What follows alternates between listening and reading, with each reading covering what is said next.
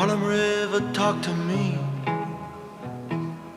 Tell me what you think about Harlem River. I'm in love, love, love, love. Harlem River, talk to me. Where we headed now? Harlem River, I'm in love, love, love, love. All because of you.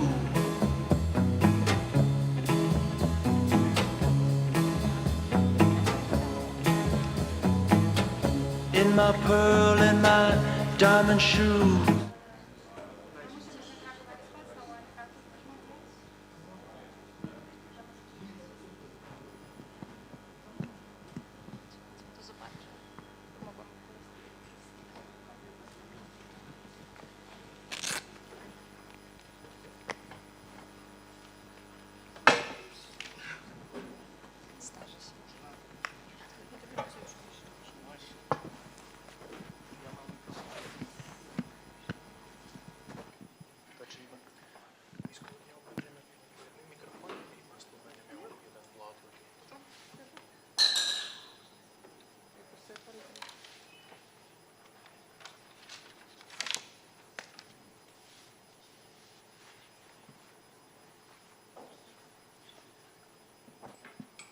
Good evening, ladies and gentlemen.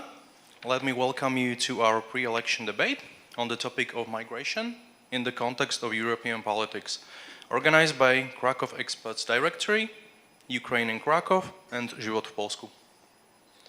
The next European Parliament election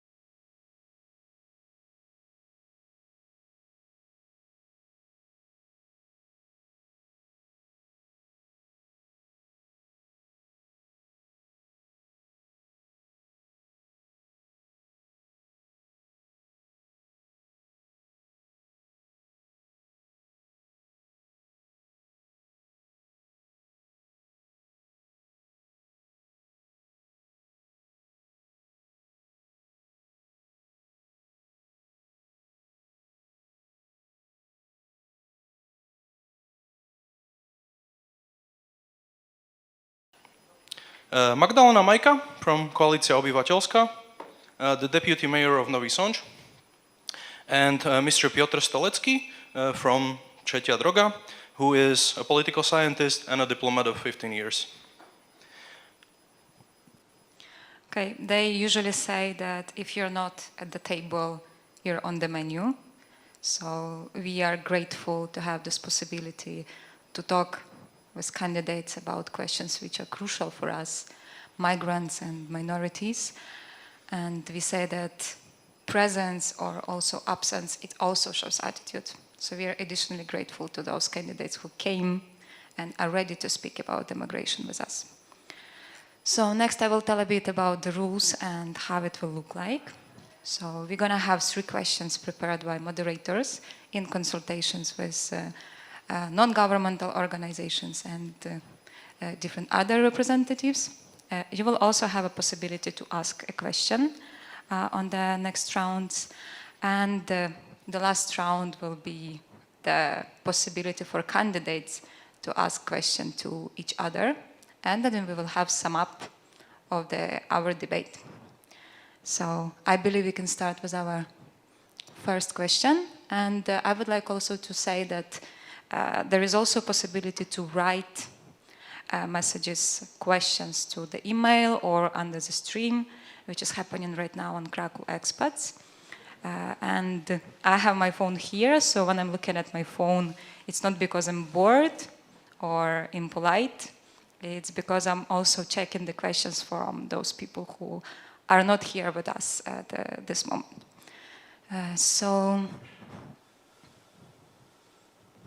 Okay, so maybe then I will talk a bit more about our first question, that temporary protection is an exceptional measure to provide immediate and temporary protection in the event of mass influx or imminent mass influx of displaced person from non-EU countries who are unable to return to their country of origin. The Temporary Protection Directive, which was adopted following the conflicts in former Yugoslavia, was triggered for the first time by the Council in response to the unprecedented Russian invasion of Ukraine on 24 February 2022, to offer quick and effective assistance to people fleeing the war in Ukraine. On 31st of March 2024, about 4,200,000 people, non-EU citizens, who had fled Ukraine as a consequence of Russian invasion, are staying in European Union. 955,520 of them are staying in Poland. This is data by Eurostat. Temporary protection can last from 1 year to 3 years only. So our question is, what will happen with all those people when the possibility of staying under temporary protection is no longer available? How can the European Parliament influence this situation? So we will start from Pani Dorota. So you have your 2 minutes. Okay. Let me begin by saying what I hope will happen. And I hope that all those people will be able to return home and that the war will end. And there is a lot what we can do to make that happen. First of all, we need to respect all the promises that we gave to Ukraine. The EU promised ammunition, the EU promised weapon delivery, and we need to make that happen. So far, we've been lagging behind those promises, which makes the scenario that I've mentioned in the beginning less possible. And I think it's of vital interest both to the EU and both to the people staying in the EU under the Temporary Protection Directive that we make that promise happen. So I think it's very important that the European Parliament is a very loud voice reminding of those promises, which is, I think, also very important in the context of this election, because we have to be aware that the next European Parliament might be much more Eurosceptic, but also to speak less in favor of Ukraine, because there are parties, also those ones who are not present at this table, that are not willing to support Ukraine. So that's the first point that I want to make.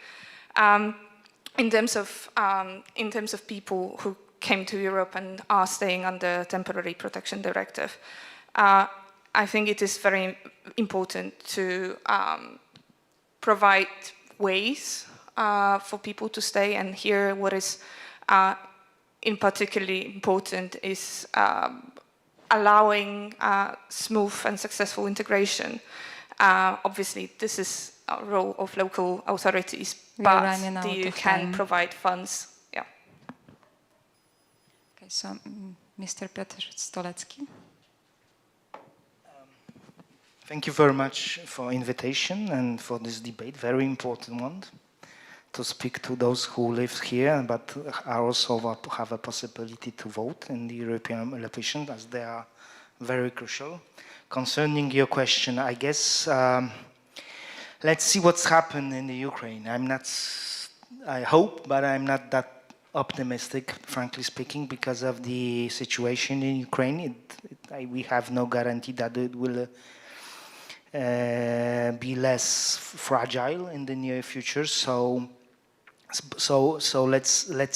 let's focus on what we can do right now. The Temporary Protection Directive is a good tool to help those people in need, and I guess it is prolonged on a yearly basis, and from now it lasts until I guess March 2025. So I don't see reason why it shouldn't be prolonged one more year or again. So, but nevertheless, we have to focus on in Poland on good implementation of these directives. That means there was some critics well judged towards our government last year, whether we comply with the directive, whether we do what we should do, I think, in terms of the protection of children, reuniting with the families, etc. But what is the most important, I guess, it's something that is not connected directly with the directive, that is to secure a good understanding of how crucial the Ukrainians are for our society in the long term, in terms of economy, in terms of cultural exchanges, etc., etc. So we have to help them. Out of time. So, Pani Magdalena. Good afternoon. I couldn't agree more with Ms. Dorota on the first part of her answer, that the most important thing for all the Ukrainians who came to Poland after the breakup of the war is supporting the country so that simply it wins, and all those who want to come back, who miss for the families, for the country, can do that. On the other hand, as bad as it may sound, I do think that Poland actually benefits from the fact that a lot of Ukrainians who came here and decided to stay longer become a very, very important and very valuable part of our labor force, of our society. In Nowy Sącz, where I work, I was actually personally responsible for organizing the educational system so that Ukrainian children who came with the mothers could start learning in our schools. I could see how well and how quickly they adopted, how good pupils they became, very often being an example for Polish pupils. So I think the temporary measures are important, but, well, the name temporary means they cannot last forever. I think what is important is that all the Ukrainians who came to Poland, who wish to stay here, can count on our country to give them equal rights to be a part of our society, of our labor force, to have equal possibilities to use our educational system, our healthcare service. And I do not really think that the temporary measures need to be extended for another 5 or 7 years. I think you are a very important part of Polish society already. Thank you very much.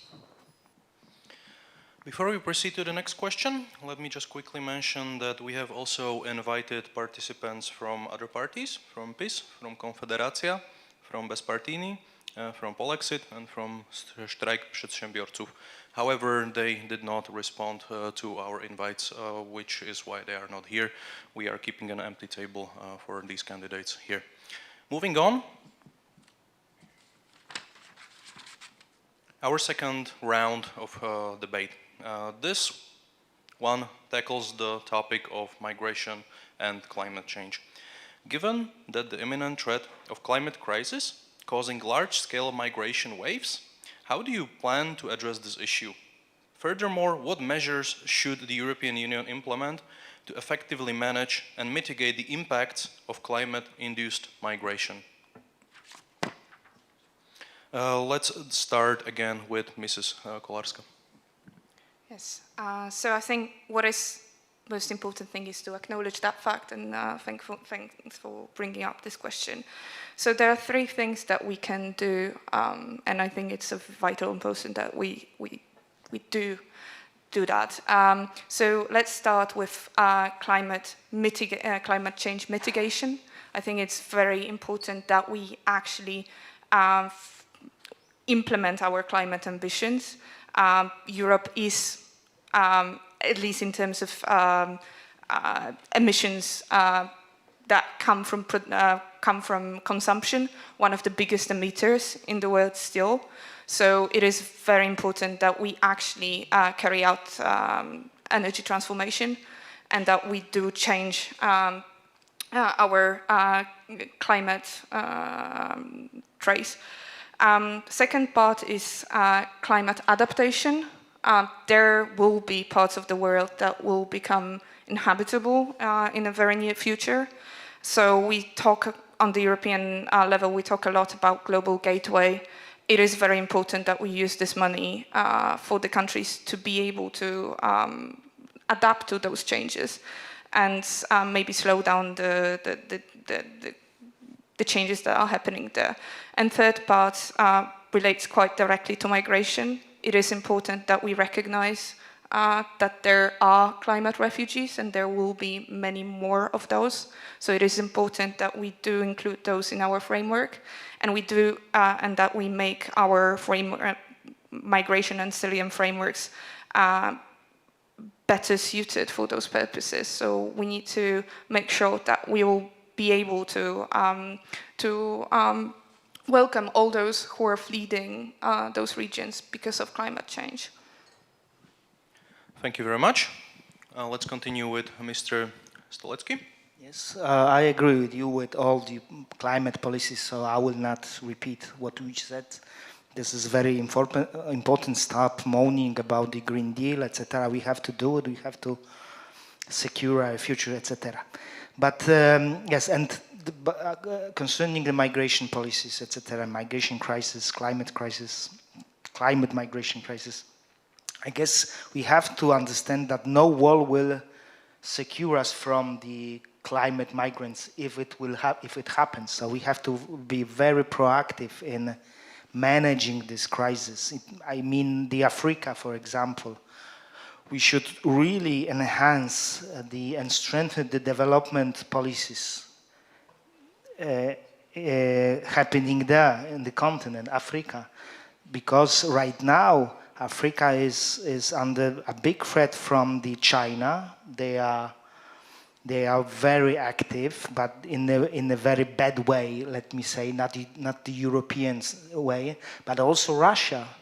There are failed countries there, like Niger, for example, where there are like Russian agents, and we have to really be proactive and help to develop economies there and help to mitigate the climate crisis there, to transfer the technologies, to really invest, not treat them only as a cheap workforce, but also transfer the technologies and to help them really, to connect with them, to really work on solutions, because they have a solar power, a lot of solar powers. We have to invest in Africa. A common agriculture policy, of course, this is a big question. We should reform. I think we should reform to open a bit to Africa, etc., etc. And for example, we have to be very active in the regions directly touched by the unthinkable crisis that will happen. Thank you very much, Mr. Stolecki. And let's continue with our third guest, Ms. Majka. I just had an idea that it may be hard to call this meeting a debate because we actually agree on most points. So I cannot, like in a regular debate, disagree or simply quarrel with the other speakers here. So maybe I will just add that one of the main reasons why climate migration happens and probably will be growing are obviously food shortages. And here we come back again to the problem of war, because food shortages, for example, in Africa, are caused mainly by the fact that Russia makes it impossible for Ukraine to export its huge food production. So we have to really look at global processes, and as the other speaker said, we cannot simply try to defend Europe by pretending that the problem does not exist, but we have to do everything what is possible to make sure that the countries from which people will have to run away because there will be no food, simply do not have the problem. And we can do this by proper control of what is happening with food exports. I think we can tackle the problem a lot. Another thing is, of course, here in Europe, we also have the problem. We still need to fight with climate changes that we, Europe, cause. Although we are far ahead other parts of the world, that doesn't mean that we are perfect. The place where I come from still has a problem that during the winter months, when the low emission appears, there is a problem with air, and so we cannot treat the rest of the world as the only source of climate problems. Thank you very much. Thank you for your answers. Now our next round, it's a possibility for you to ask the questions. So if you have any question to our candidates, simply please raise your hand, and Milko will give you a microphone. Okay, so I said that hand was raised first, so I suggest, Magdalena, you answer the first question, and the next question would be to the next candidate. Are we supposed to ask a question to one candidate or the question to everybody? We are a bit limited of time, so there will be question for one candidate, and the next question to the next candidate. I'd like to ask something about the last question about migration, which is the result of the climate change. From what I remember, Piotr, you used to work on the territories which were affected by conflict and civil war. Now, how does your experience how does it meet with the problem of migration, refugee crisis, and how can you implement your experience as a future, hopefully, member of European Parliament? Thank you very much. Yes, thank you very much. Yes, I did work for the development agency in Poland, Polish Ministry of Foreign Affairs, but it was 18 years ago, so the situation was quite different. But my experience is that we should trust the common policies, because from what I remember back then, it was about the Lebanon in 2006, just after the short conflict with Israel. But what I remember is that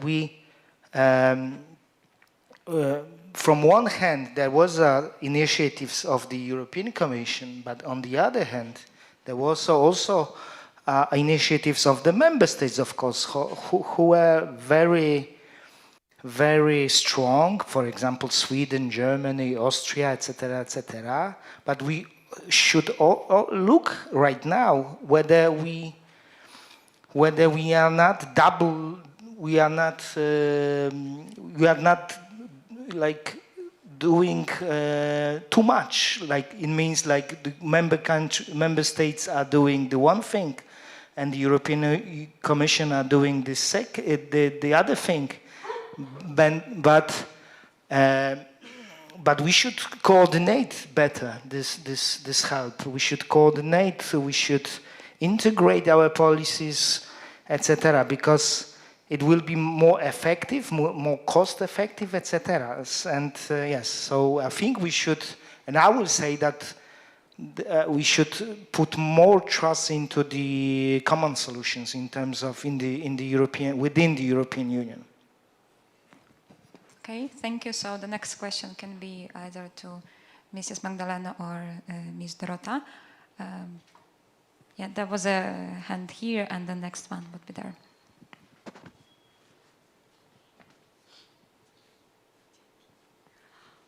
Good afternoon, Anna Makówka-Kwapsiewicz, National Democratic Institute. I have a question to Ms. Magdalena Majka. Wanted to ask about far-right organization which are coming to European Parliament and increasing polarization. What is your agenda towards those organizations and minimalization of the polarism among the societies in the terms of politicization of the human rights agenda? Thank you. Once again, could you repeat the part to what kind of polarization?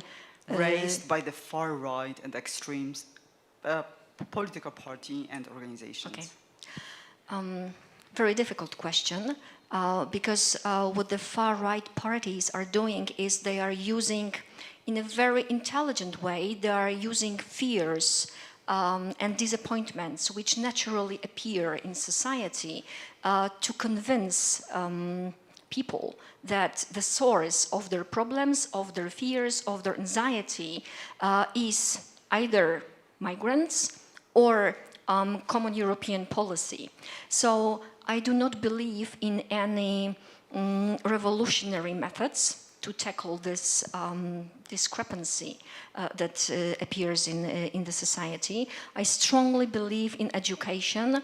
I believe that by showing not only young people, but beginning with young people, how important and how good for our society is being a part of European Union, how important it is to our safety. We only can convince people that in the next and the next and the next elections, they should think very carefully before they decide to vote for far-right parties. I'm very sorry, I do not have a simple answer how to tackle this problem. I think it's a long process. Thank you very much. Can I add something, like out of blue? 10 seconds. 10 seconds. Education is not enough. We should tackle the problem of social media, disinformation, deepfakes, threatening the society, etc., etc. If we don't get with the social media, we will have a more far right in the future, I guess. Okay, 10 more seconds there.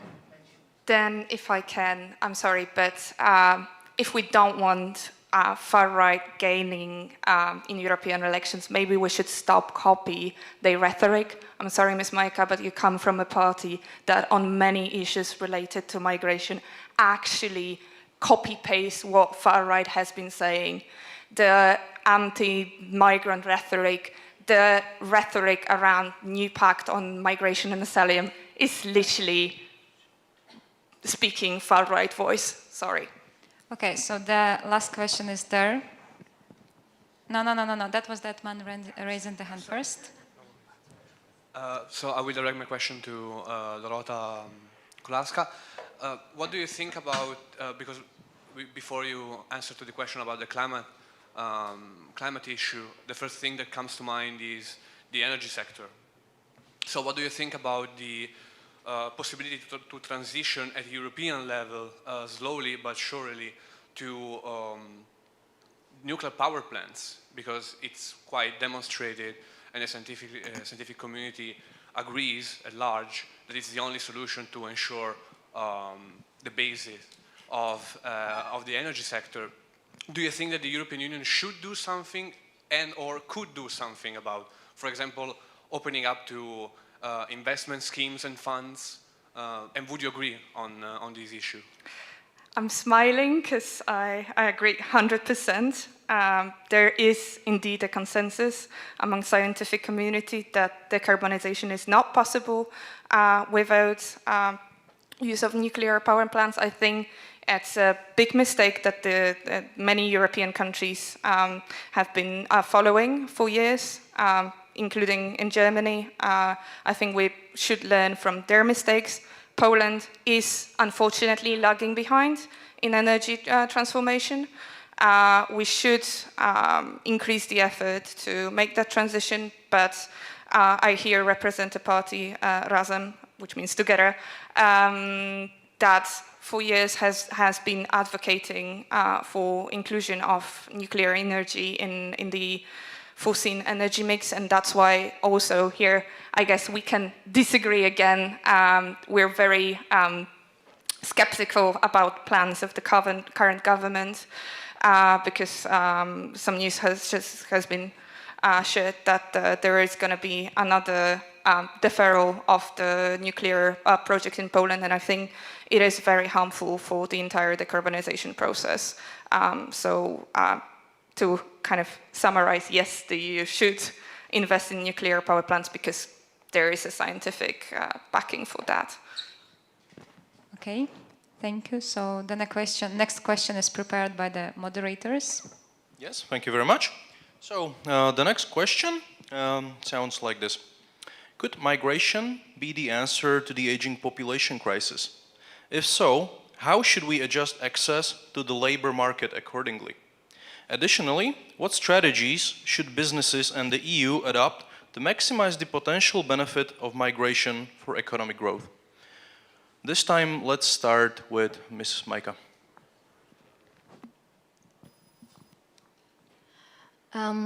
Well, the question actually contains partly the answer. Yes, migration can help to the aging population crisis. The problem is that by doing that, by accepting migrants to our societies, we also, in a way, steal from their native populations. So I'm not saying that we should in any way make it difficult for migrants, from people from out of EU to live here, but we must be aware of the fact that we cannot simply do the brain drain. But this is actually happening already. Polish labor force couldn't function nowadays. Polish building industry, agriculture would probably collapse if all the migrants who work there would suddenly disappear. So it's not only possible, it's crucial for us. And I really do not think that Poland needs special EU prompting to open its labor market for migrants, because this is already happening. Polish entrepreneurs demand from us, from the authorities, the possibility to employ workers from outside EU. What was the next? There was another part of the question. What strategies should businesses and the EU adopt to maximize the potential benefits of migration? Of course, again, this is happening already. One of the simplest strategies is developing education for migrants, organizing courses which, okay, I can see your hands. So I will finish here. I will make the full stop here. Yes, feel free. Thank you very much. Mr. Stolecki, word is yours. I think that I don't agree, at least with you, because I don't think so that we are in this kind of super situation where everything is going according to our plan. I think we are lacking the employees, of course, and I think the strategy should be for the simplify the procedures to, for example, accepting the diplomas, the professional papers, etc., etc. It should be simplified. I think we should be very, very also active in targeting specific groups. For example, teachers. We need teachers. We need doctors. We need not only like the people who are doing the most simple things, but also the higher education, the people with the higher education, diplomas, etc., etc. So, but I think we should really start a debate on how to secure the labor, the people to work in Poland, because of I don't think so. I don't think any like strategic debate right now where we will end up in, for example, 2050 with the situation like this. There were certain misjudged strategies like 500 plus, 500 plus, which were supposed to be to counter the aging of the population, but of course it ends up with no result in this case, in this matter. So I guess I say we should start listening to entrepreneurs and not listen to far right and who wants to like close the borders, etc., and protect our workers. Thank you very much. Let's continue with Ms. Kolarska. I think we're finally starting to disagree a bit because we can get into details, and that I guess is quite beneficial for the entire debate. So let me begin by saying that we need to ensure that there are legal ways to come to Europe, because this is still a problem. The framework is not up to date with the current standards, and that's a big problem. And when we speak about legal ways, I think there is also a very important discussion about legal ways to stay, because in the EU we talk about free flow of people, but this is not secured for people coming from third countries. And I speak here about long-term residence directive. We need to change the rules. Basically, the fact that people need to stay in one country to secure that right is a discrimination and should be changed. I strongly believe that people coming from third countries, from non-EU countries, should be allowed to travel across the EU once they get that right. So this is something that needs to be fixed in the next Parliament. I don't want to talk about what businesses can do. I want to talk about what states can do, the state can do, and what the EU can do. And I think here about protection, because we have a massive problem with labor rights protection, especially here in Poland, because unfortunately the institutions are very weak. We see that quite often with migrants, because the entrepreneurs, the businesses, basically use the fact that migrants do not always understand their rights fully, do not always understand how the state can and should protect them. So strengthening those institutions, making sure that everyone, no matter whether they're Polish or they come from any other country, I think those rights should be protected. Thank you very much. So the next round is again question from the audience and those who are watching us. This round will look a bit differently, because questions will be asked to each candidate and each candidate will be able to answer. So we are having the question from transmission.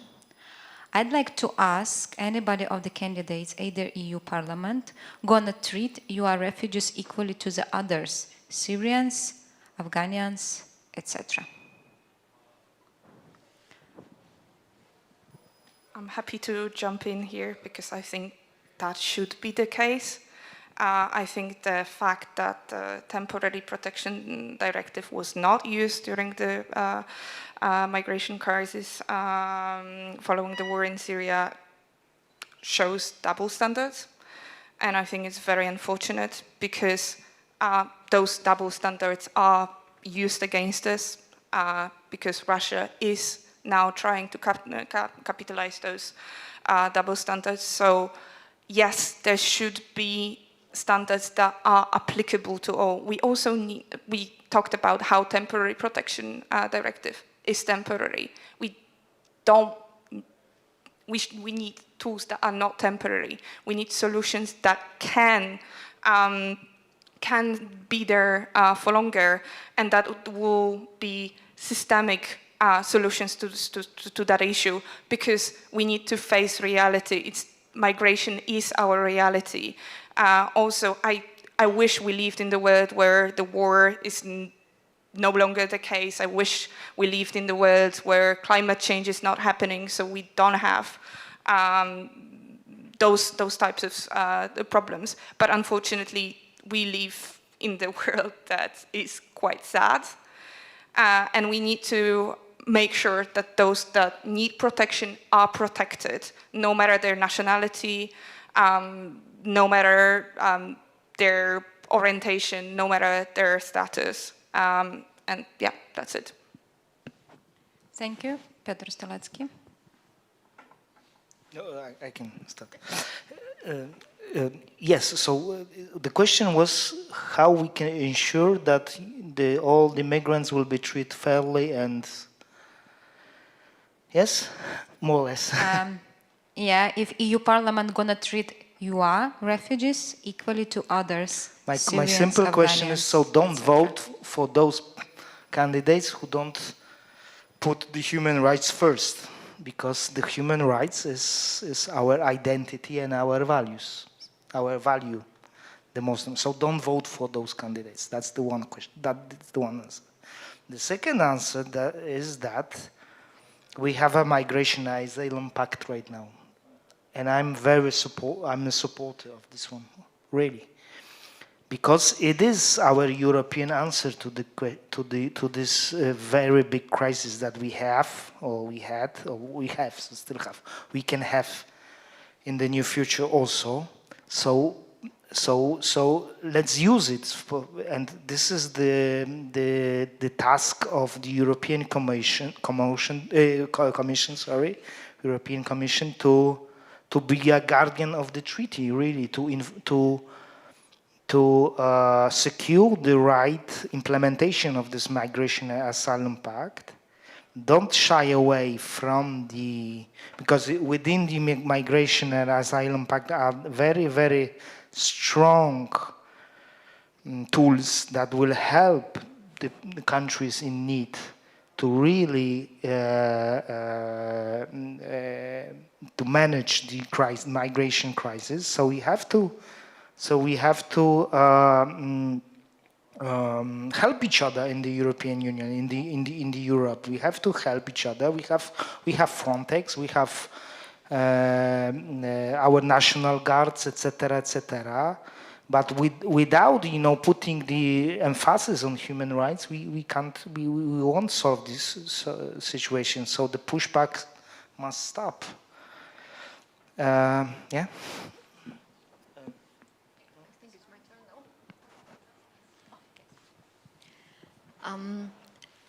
One thing is obvious. There must be no differences when it comes to help, depending on what nationality the person who needs help represents.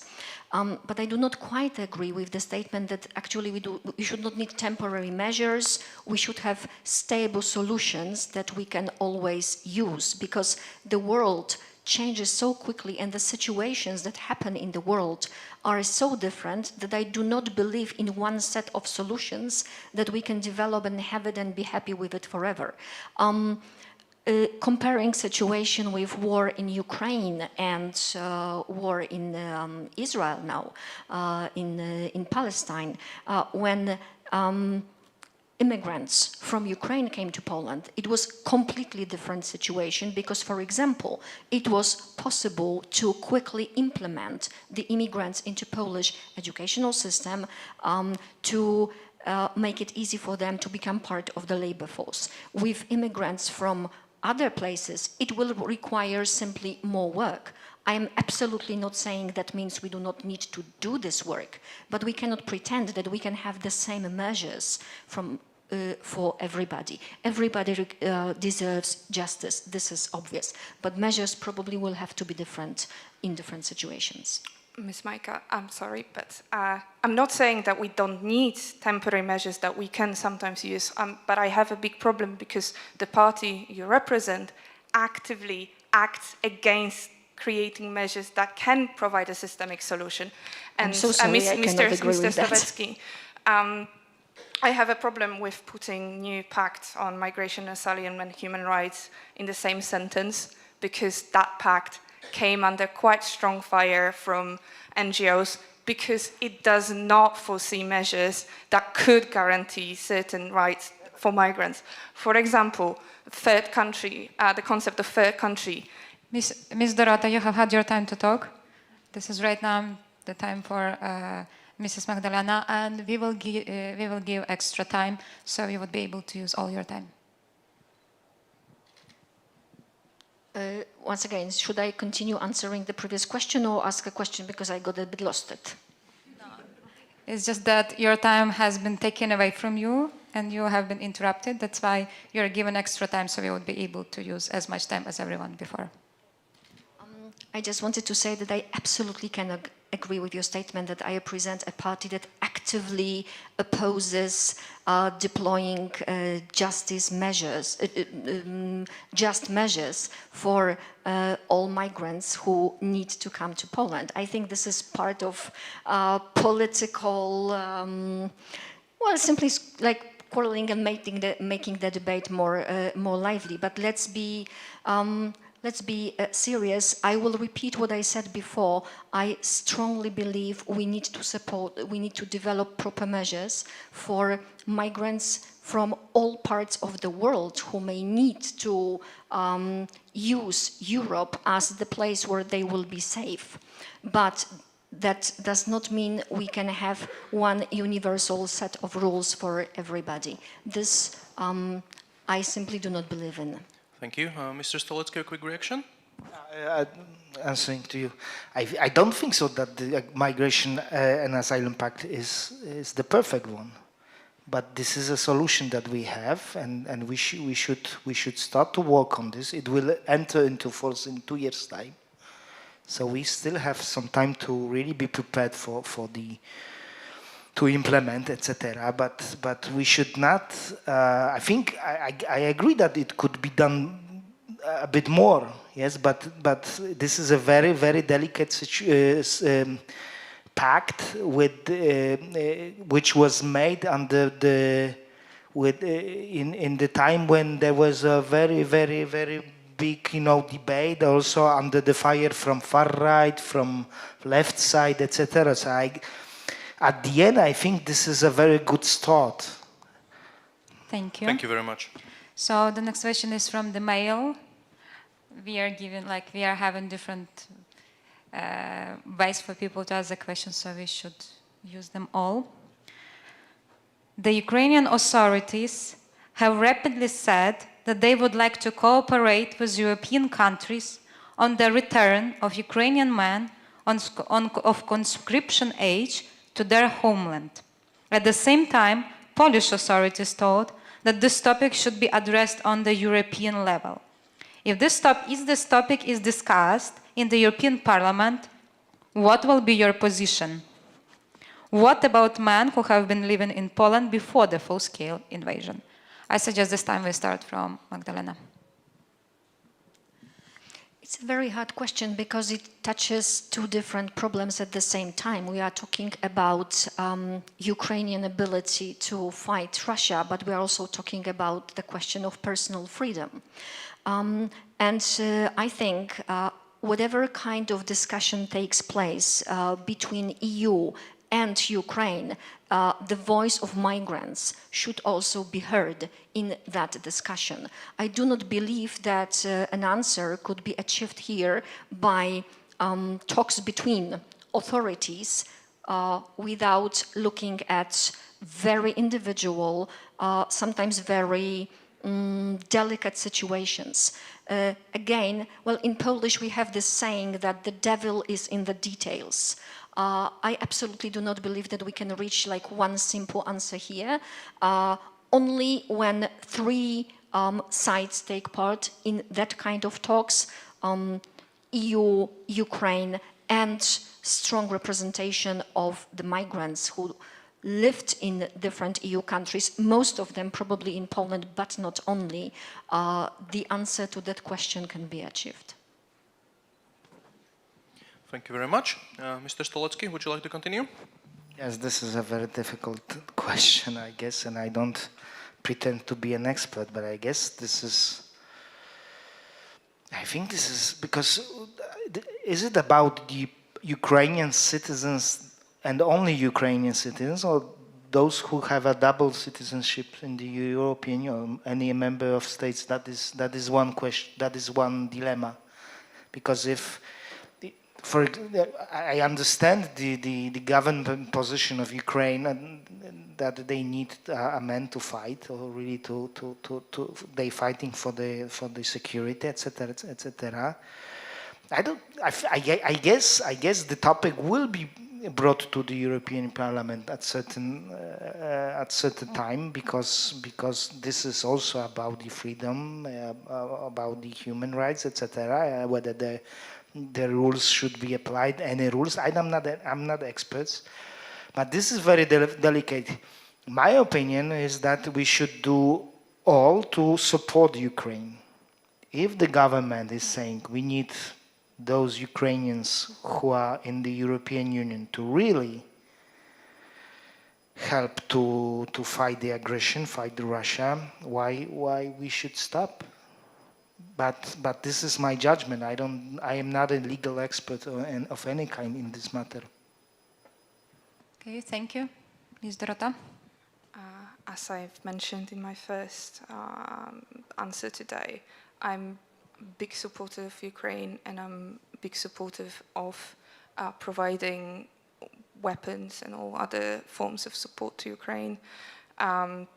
So that is, I think, the kind of the focus that we should have now. Basically, the lack of ammunition is one of the major problems now that the Ukrainian army is facing. So before moving to that discussion, let's maybe make those promises happen. At the same time, I would speak against such solution. I don't think we have a right to decide for people whether they should join the army or not. We as Europeans who are staying in a safe country, sending men to war, I don't think it's a decision that we can make. You won't be sending those people to war. In a way, yes. You don't capture them. Let's respect each other's time and let's not interrupt. Okay, so the next round is, I'm sorry, like I have seen that there were questions there, but there will be still possibility to ask those questions later. We can forward it to candidates. We have to keep our frame. So the next round is questions to candidates to each other. Michał? Yes, so the next round would look like this. Each one of you will ask a question to one of your opponents. They will answer, they will get 2 minutes, and after that, they'll take a turn and ask you a question. So let's start with Ms. Majka. Okay, I think I must ask that question to Ms. Dorota. If you claim that the civic coalition that I represent is a party who develops actively negative or anti-migrants solutions, then how do you think in Poland we can fight with the far-right sympathies if the party which is now at the government, and I think does a lot to make sure that Poland is back on the European track again, is presented, in your words, as the one who is a danger to the migrant community in Poland? Thank you very much. Okay. Would you like to react? Of course. Let me begin by coming back to the rhetoric that was used during the parliamentary election. Donald Tusk on multiple occasions used far-right rhetorics and was trying to portray migrants as, you know, this dangerous group that comes from whatever region of the world is destroying Poland. So it is your own party that was trying to gain ground by copy-pasting far-right rhetoric. And to come back to your point, how we can fight that, maybe by providing answers to problems that people actually face.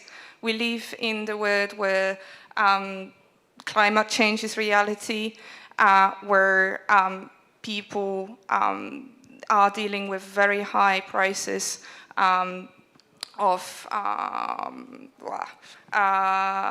with very high prices that with people having problems with public transport. And, you know, the answer of your government is not coming. So I would say that if we want to stop far right, let's get to work and finally find answers to the problems that are giving far-right ground. Thank you very much.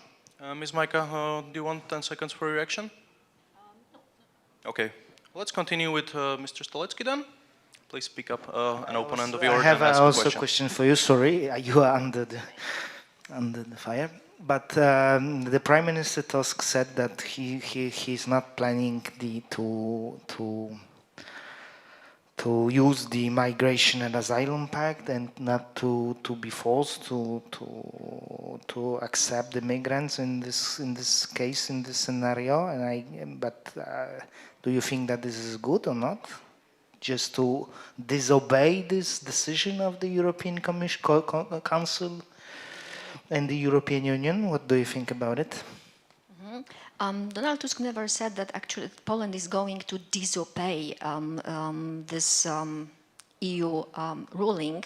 What he's doing is simply trying to make a point about the fact that a huge group of migrants came to Poland, much, much bigger than to any other European country after the Russian attack on Ukraine in 2022.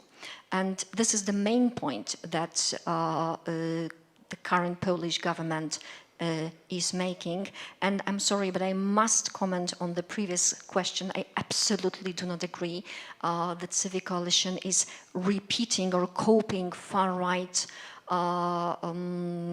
slogans.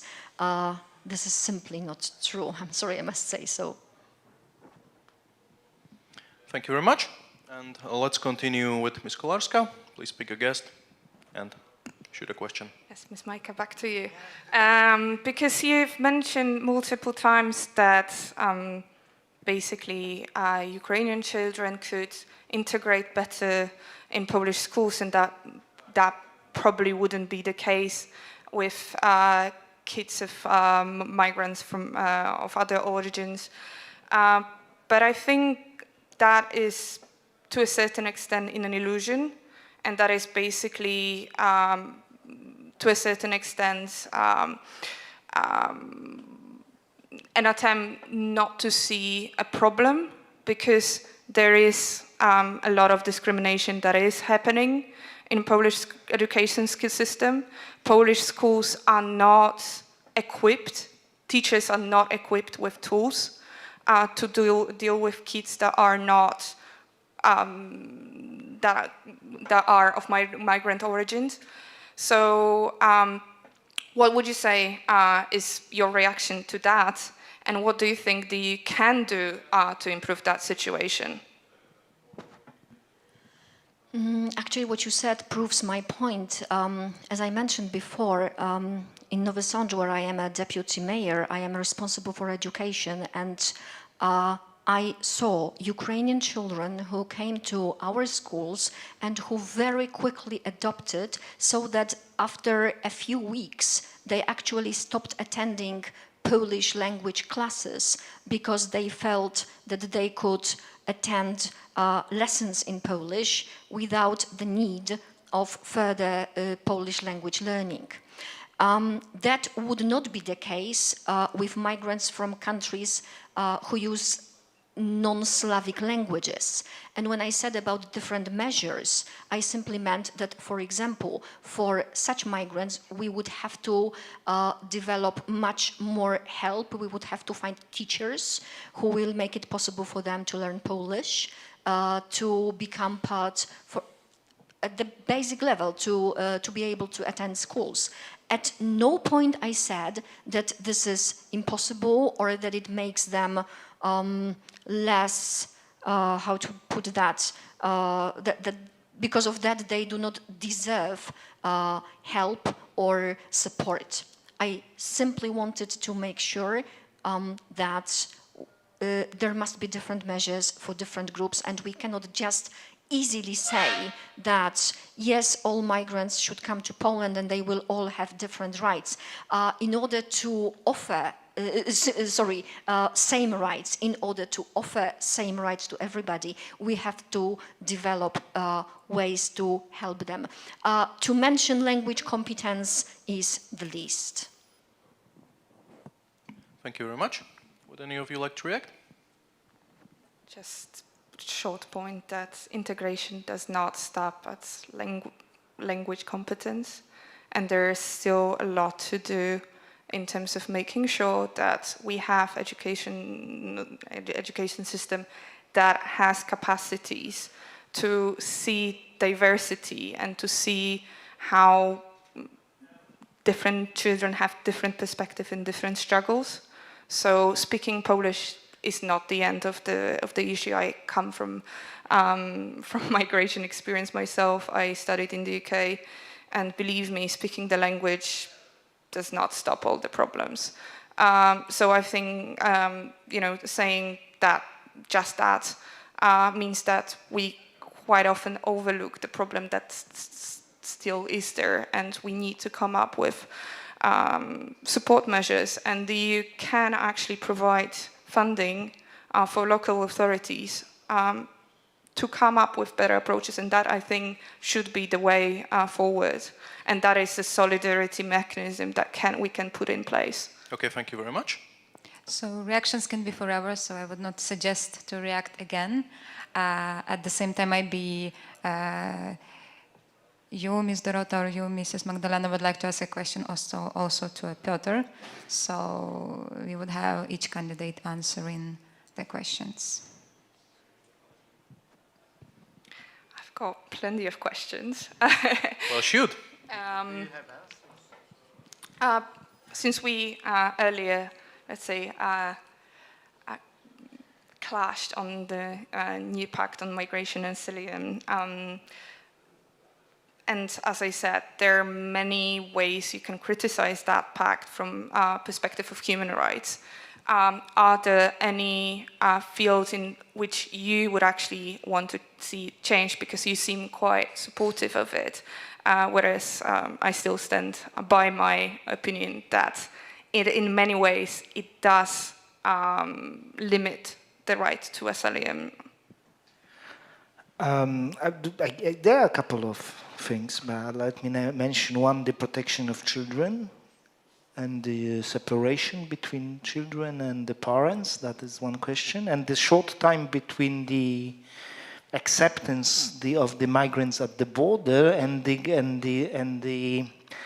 decision on whether to keep the migrants or to send him back after. This is a very short time, because the purpose of the Migration and Asylum Pact is to really to speed up the process. Yes, but my complaint and my question is whether we should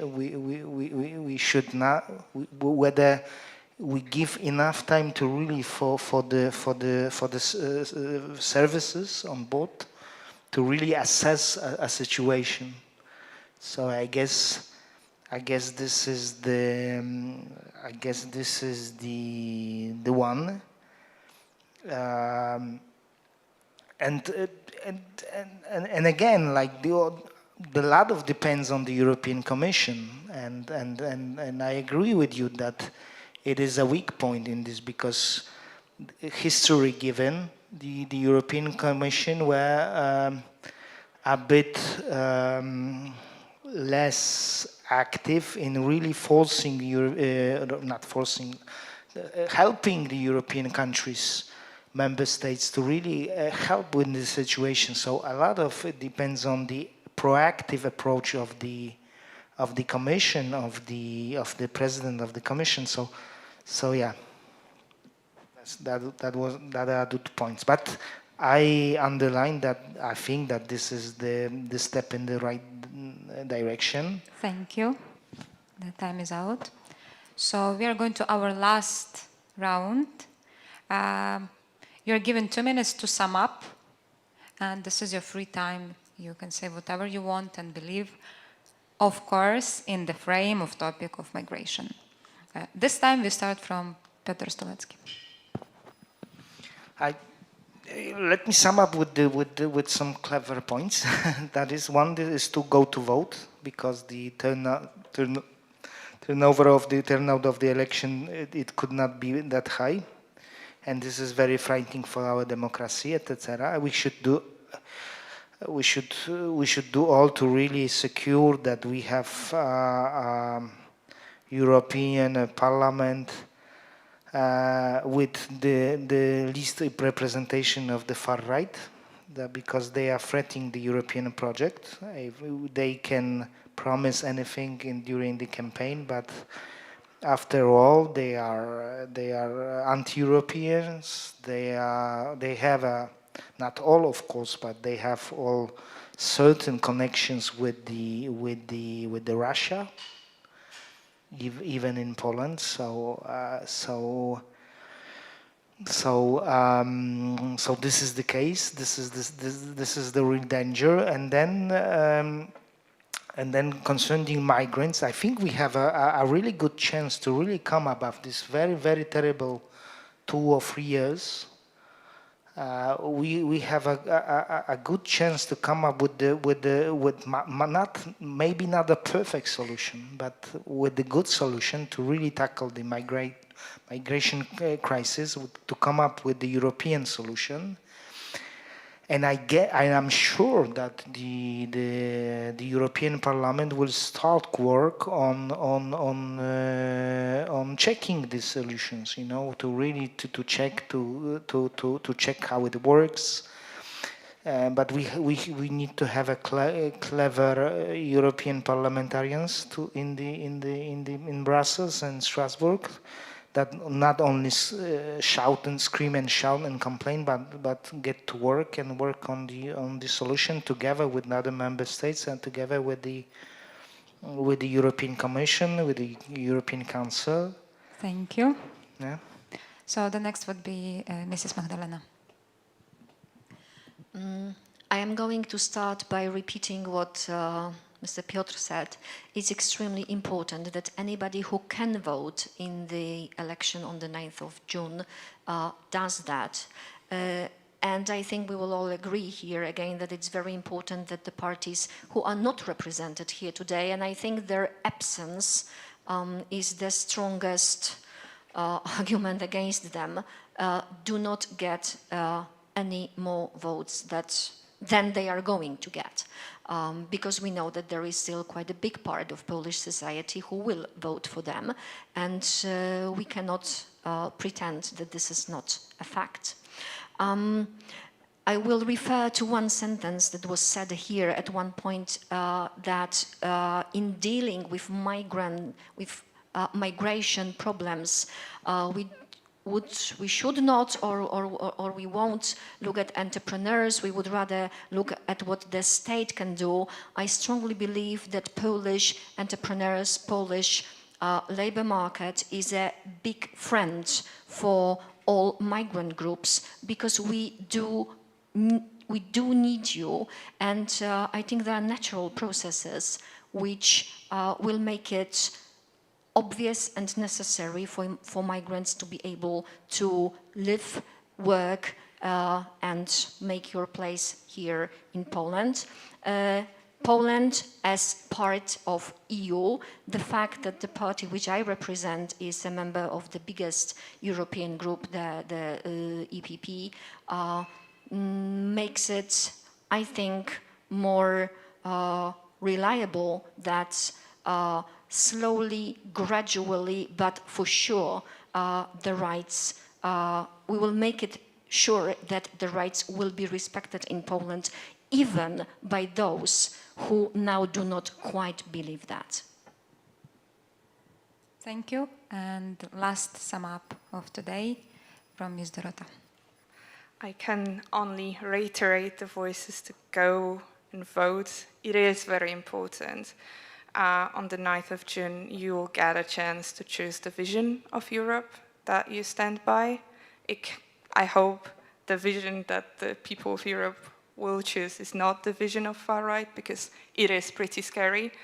And let's not forget that this scary thing is out there and can be a reality after 9th of June, so please go vote.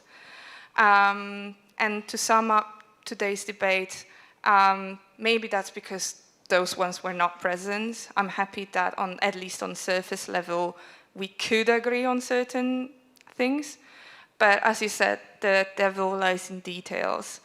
And the fact that certain parties do not treat migration as a problem or as an enemy does not mean that they support migrant communities and that they're ready to come up with solutions that would actually improve integration or basically improve lives, because no matter whether you come from Ukraine, from Sudan, from Poland, I think Europe should be a place for you, and Europe should make our lives better. And that's why it is it is important to look at what solutions do parties actually stand by in those elections.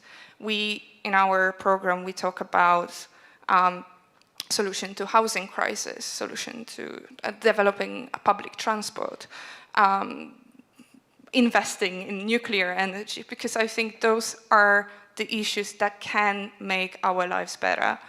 And I hope that on the 9th of June, you will basically use your vote to choose for this positive vision, for this positive ambition of Europe that can be better than it is actually now. Because yes, Europe, I'm quite glad that we are in the European Union, but let's be realistic. It's not a perfect place, and there are many things that can be still fixed. On those words, I have to interrupt you. Thank you. So we are grateful everyone for coming to the debates and watching the debates. We are grateful Havre for allowing us to be in this space and hosting these debates.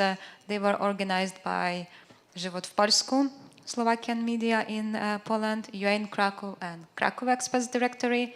You are still having your chance to ask questions under the transmission, and if our candidates want so and choose so, they can still answer them. Thank you for coming. Thank you for attending and wanting and asking your questions. Now our debate is over. Thank you. Thank you very much.